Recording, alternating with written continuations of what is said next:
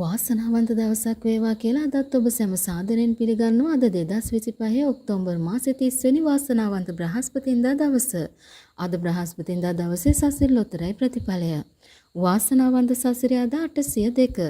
මේ වාරයේදී සසිර වලින් ඔබට රැගෙන ඇවිත් තියෙන සුපිරි ජයමල්ල ලක්ෂ 2ක්.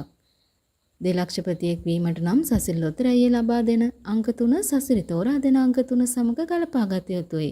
සසිල් ලොතරැයි එක අංකයකට රුපියල් 40ක තෑගි තියෙනවා. ඒ වගේම අංක දෙකකට රුපියල් 400 තෑගි දෙනවා.